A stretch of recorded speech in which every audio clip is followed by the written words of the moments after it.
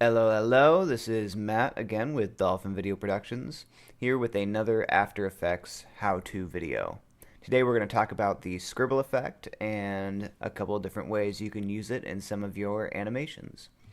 So without any further ado, we're going to start here by creating a new composition. And we're going to take our text tool and write out just some random text. I'm going to be using the Braggadocio font, and just for fun we're going to spell out the word lightning here. Now go ahead and make it as big as you need. Doesn't affect anything at all. So you got your word here, and we're going to right click on that text source and create masks from text. And you'll see that that creates a mask of your text there. It also hides the original, and you will not need that. So make sure that your mask is highlighted. We're going to go up into the effects, and once again I have Scribble up here because I was just using it. But if you go into generate, you can find the Scribble effect. We're going to go ahead and click on that. So immediately you'll see that most of the word has disappeared, and it looks like the L has some of that Scribble effect that we're going for already. The reason for that is because the computer has automatically selected the L to mask, and we're not going to want to do that. We're going to select all masks, so it selects the entire word. Since white is a little hard to see, we're going to go ahead and change this to a dark gray. Once we do that, you can see that the Scribble effect has created kind of a cool graphite pencil effect over the mask that we had just created. And that's why it's so important to create that mask, because otherwise the Scribble effect has nothing to work with. So now that we've done that, we are going to look at some of the effects.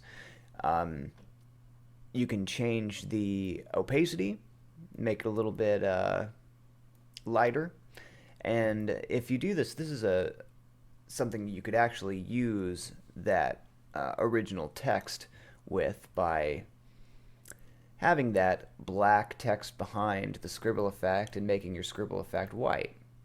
Make it much easier to see. You actually wouldn't even need it totally opaque there. So that is something we can do.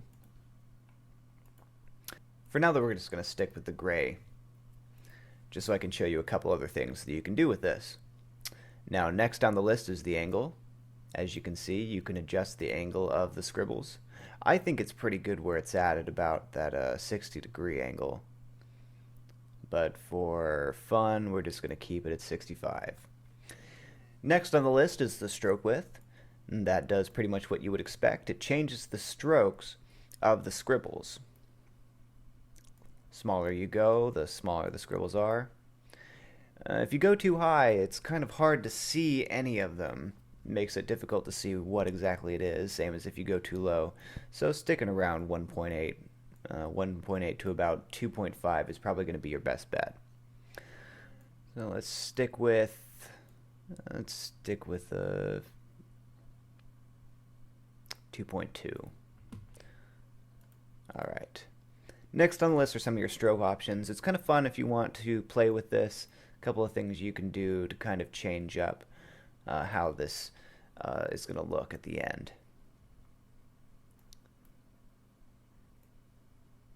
There's really no wrong answer here, depending on the type of video or type of animation you're looking to create. Some of these might be more useful than others. We're going to go ahead and skip over this, just to make things simple. Further down the list, we can adjust the wiggles. The wiggles are, as you might assume, the style in which the scribble jumps around and moves. Static would be, for lack of a more complex word, Scribble effect, where you just get, like it appears, just a unmoving, but still kind of a interesting effect over the letters that you chose. Jumpy and smooth are pretty much how the name suggests. Jumpy would look a little bit like this, and smooth, more of a smooth effect. Below the smooth and jumpy options, you can adjust the speed at which the stroke effect moves over your letters. Slower wiggles might give a more steady approach, while quicker ones might give it a more jumpy, crazy effect. So now that we've gone through that, we're going to go back to the original text that we typed out, and we're going to make that visible. And we're going to go to the mask and make it white. So as you can see right now, as we click the space bar, we've got kind of an interesting scribble effect over our text. You can change that color to anything you want. I think as for the word lightning, a yellow might be more appropriate. Now that we've done that, we're going to finish up this animated logo. We're going to start with the original text. None of this is necessary. This is just to show you something that you can do with this. We're going to start out by fading in our text, just to create kind of an interesting animation here. Now once you've done that, you're going to go to the mask, turn it back on, go and do the effects, and we're going to have it start right here. Start at 100%. Now I skipped over the start and end options as we went through this, but what that does, and I'll show you right now, we have our image fading in,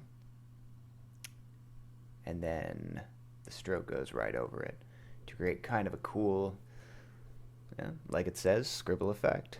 And that is the scribble generate effect for After Effects. Play around with it yourself, see what you can come up with. Choosing different fonts and different styles, different colors and different speeds can give you all sorts of options for this cool animation tool. Make sure to like and subscribe our channel. Check out lots more videos on how to use After Effects and some fun ones too. For more information on Dolphin Video Productions, you can check out dolphinvideoproductions.com. Once again, I'm Matt. I hope you enjoyed this video, and keep on animating.